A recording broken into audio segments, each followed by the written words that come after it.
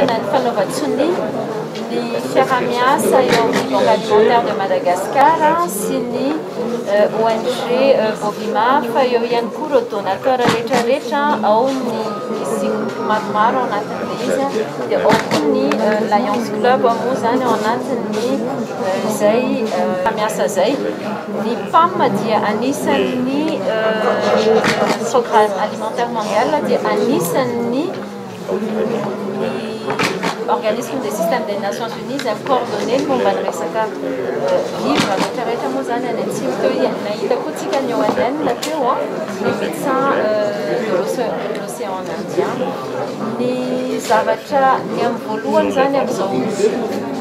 résultat n'izao mobilisation izay nataon'ireo privé indrindra ao ny SNPB amialatsika misy tsy voatanisaka ao anatin'ilay izy dia hoe efa navosary fa 150 tonnes de vivre zareo dia ao ihany koa moa ministère ny rano ny tenanay mitarika ministère ny rano manodiovana sy fidiovana dia misy koa ny action izay ho atao momba ny rano zany ao ny libération na camion citerne ao ihany koa efa eritreretina hoe forage izay hotanterahanyireo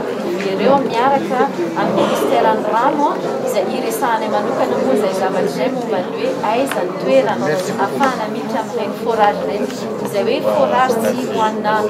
rano fisotro fotsiny fa ho an'ny rano koa ahafahana mamboly anaovana foliavitra ary rano koa ho an'ny biby izay ny zavatra natao androany moa zany ary toy foana eo moa zany solombavam-bahoaka izay ny fotony mihitsy ary tonga nanatrika an'izao koa nalotrona an'izao fifanaovan-tsony izao ao anatin'ny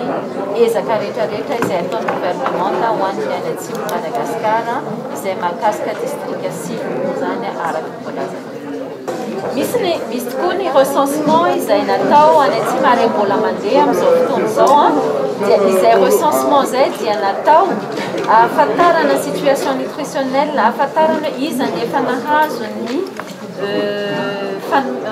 ino moa zany fanampiana moa zany ao anatin'ilay izy mitovy ny ezaka efa nataontsika taty natao hatramin'izay moa zany misy ny recensement fa nazanona tsy zany efa misy efa 700 tonnes de vivre nefa voazara any atsimo amin'izao tsika miteny izao izay mahakasika district maromaro izy io iarahan'ny ifanohanana miaraka amin'ny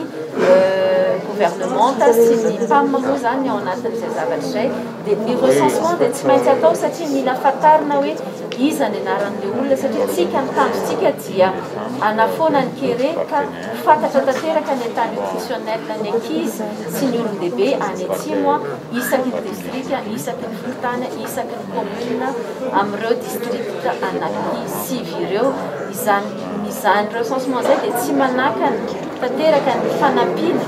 fanomezana fizarana sakafo fanomezana rano any olona any atsimo.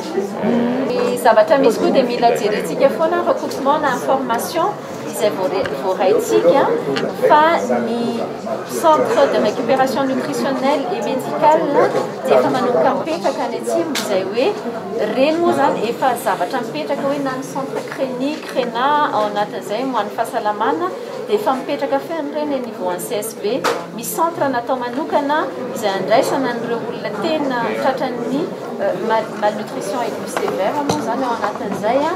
ka efa misy fandraisana tanana fanjakana sy ny olona any toerana momba ny izay fandamina sy fandandrana izay momba ny olona tratran'izay tsy fanjakana izay